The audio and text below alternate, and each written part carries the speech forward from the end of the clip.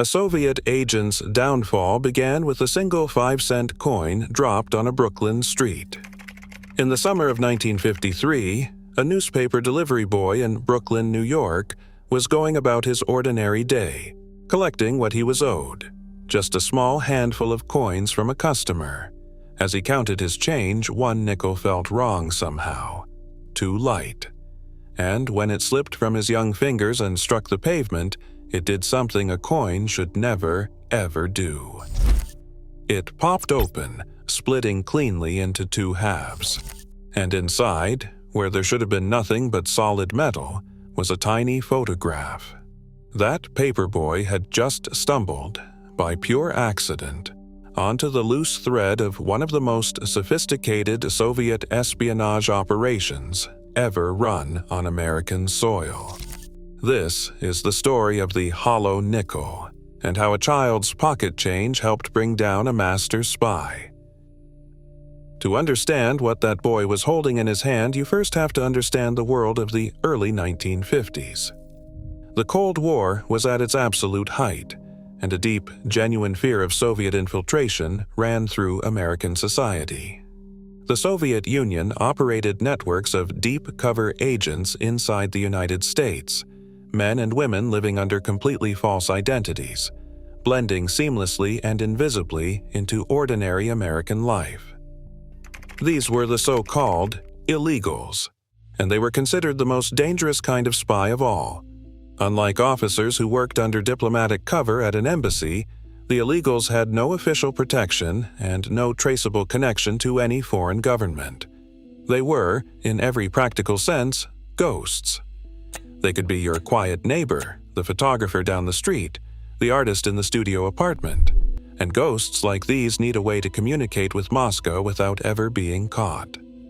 That is precisely where tradecraft like the hollow coin came in. An utterly ordinary object, an everyday nickel that anyone might have in their pocket, hollowed out and used to carry a secret message, a message photographed and shrunk down to a tiny speck of microfilm, hidden in the most perfect plain sight imaginable. The strange nickel eventually made its way up through the police and into the hands of the FBI. And inside it, the agents found a micro-photograph covered in row after row of numbers, a coded message. But here, the FBI ran straight into a wall. They had the coin. They had the cipher in front of them, and they simply could not crack it. They did not know who had made it. They did not know who it had been meant for. They did not know what it said. For 4 long years, the hollow nickel sat as one of the great unsolved puzzles in the Bureau's files, a tantalizing, maddening clue with no door it could open. The spy who had let it slip into circulation, who had made one small mistake and lost a loaded message into the river of ordinary American commerce, remained completely unknown. And here we arrive at the lesson that runs like a thread through so many of the great spy stories. The most elaborate, most disciplined operations are very rarely undone by brilliant detective work alone. They are undone by human beings, by mistakes, by fear and doubt, and the simple, stubborn unwillingness of one person to follow their orders. The break in the hollow nickel case did not come from a genius codebreaker bent over the cipher. It came from a frightened man walking through the doors of an American embassy, thousands of miles away. 1957, a man telephoned the United States Embassy in Paris and then appeared in person at its doors. He revealed an astonishing thing. He was a Soviet intelligence officer, and his name was Reino Heinonen. He had been operating inside the United States for roughly 5 years as an illegal, one of those invisible ghosts, and now he had been ordered to return home to Moscow. He was terrified. His years in the West had taken a toll. He had been drinking heavily. His work had suffered and his superiors knew it, and he was convinced, perhaps rightly, that returning to the Soviet Union meant disgrace, punishment, or worse. So, instead of completing his journey home, he stopped in Paris and defected, offering to tell American intelligence everything he knew in exchange for protection. And what Heinonen knew was extraordinary.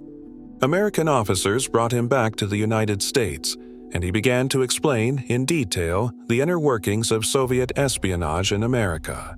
He described the dead drops, the hidden signal sites, the secret methods of communication, and the concealment devices used to pass information. And among the things he could explain were hollowed-out containers used to carry microfilm, the very category of tradecraft behind that mysterious nickel that had baffled the FBI for 4 years. Suddenly, the puzzle had a context. The ghost had become a guide, walking American intelligence through the secret architecture of an operation they had only glimpsed. But most importantly of all, Heinonen could lead them to the man he had been working under, his superior in the espionage network, a senior Soviet illegal operating quietly in New York City.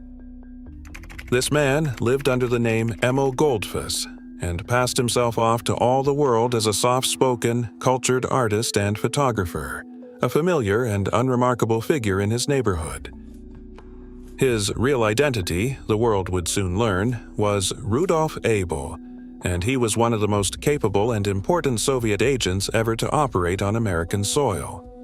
Acting on everything Heinonen revealed, American authorities moved in and arrested Abel in 1957.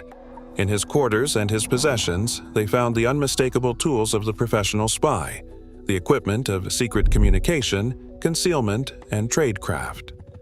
Rudolf Abel was tried, convicted, and sentenced. But his story has one final famous turn, one that ties it directly to another of the great dramas of the Cold War.